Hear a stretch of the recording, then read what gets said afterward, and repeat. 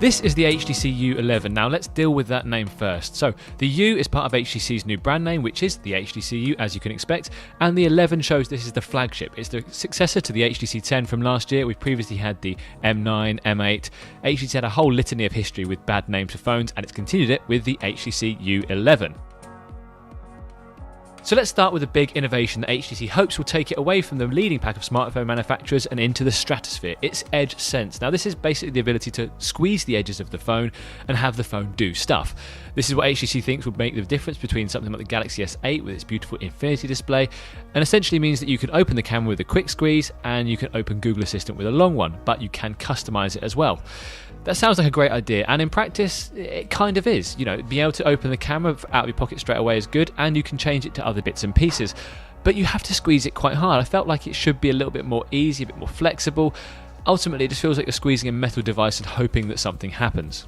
You can do more stuff with it, as we mentioned, so you can launch other apps, turn the torch on and off, but ultimately what's going to make the big difference is when you can change third-party apps. Now this is coming from HTC, but it's going to be a beta version in July, so about 3 months after the phone comes out. When it does emerge, however, it means you can map nearly any function from any app you can think of to that squeezy ability.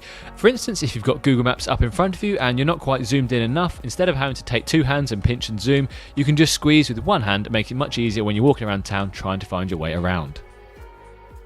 If you've seen the HTC U Play or U Ultra from early this year, then you'll understand what HTC is doing with its design language. It's taking the way its phones look into a new direction. From the HTC 10, where we had this angular metal unibody, it's now 3D formed glass with a very pearlescent, glistening kind of shell with 5 different colours, one of which is solar red, and we do rather like that.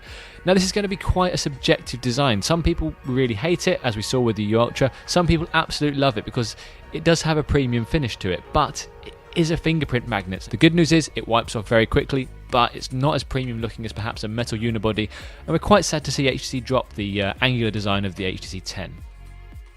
While HTC's headline feature is clearly the Edge Sense, we should talk about the camera a little bit because again HTC has improved things and technically it looks like it's got a very good camera once more. Taking some of the bits from the Google Pixel, where basically you've got HDR Plus called HDR Boost here, and that means that every picture that you take will be enhanced in some way. This does slow down taking the pictures a little bit, but nothing too major. As usual, HTC's got its usual range of modes as well, and Pro mode especially allows you to shoot in RAW, tweak all the settings, and if you are a technical photographer, you will enjoy this because you've got a good 12 megapixel sensor on the bottom and the ability to tweak everything that you want. Any fans of HTC will remember that boom sound has been a strong part of the family for quite some years. It began with the HTC One, where we had 2 front-facing speakers which really pushed the game on in a way, because ultimately where sound used to fire at the bottom in a single tinny speaker, suddenly it was coming straight at you with deep bass, and that was a real step change. It made a big difference. Over the years, HTC has tinkered with this a little bit, and with the HTC 10 we weren't so happy because you had the treble and the bass separated out, firing in different directions, and suddenly it wasn't quite as impressive. But this year, while the direction's still the same, the sound quality is better. The whole phone itself has been turned into a resonance chamber, so when placed onto a surface, the sound quality is that much better. But the fact they don't fire in the same direction forwards does mean that the effect is slightly diminished.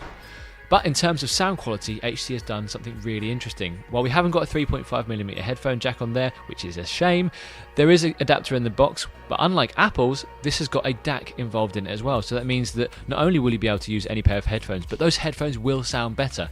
This DAC actually draws power from the phone, so you can't leave it in plugged all the time, but ultimately that's a really great feature to have, and it comes as part of the box, so it's bundled in with the price. That is a nice move from HTC. So we've heard about the HTC U11, and the key question is how much is this going to cost? Now we haven't been given exact price figures yet, but it sounds like it's going to be among the most expensive on the market. We're thinking Samsung Galaxy S8 levels, which is pretty expensive. Now we have got some of the high-end features of smartphones these days, so we've got the 835 processor, a 5.5-inch QHD display, 4GB of RAM, 6 in some countries. Everything we'd expect from a flagship smartphone is in the HTC U11. The battery life is the only thing that we're slightly suspect about at the moment, with a 3000 mAh power pack, but we have to test it really to find out if the Snapdragon 835 processor can improve things. So has HTC done enough here? Well, that's the key question, and ultimately you'd say it has to make a leading smartphone, but not the leading smartphone. Had it made the price a lot cheaper, that would have made a big difference. Had it had a real innovative feature that was a little less gimmicky than the Edge Sense, then maybe again we'd be talking about this as the phone of the year. But as it stands, HTC has made a middle of the pack phone, but still one that's very much worth checking out. As ever, thank you very much for liking our videos, and thank you very much for subscribing. We'll be checking out the HTC U11 with a full review very soon, so check back for that, and we'll speak to you soon.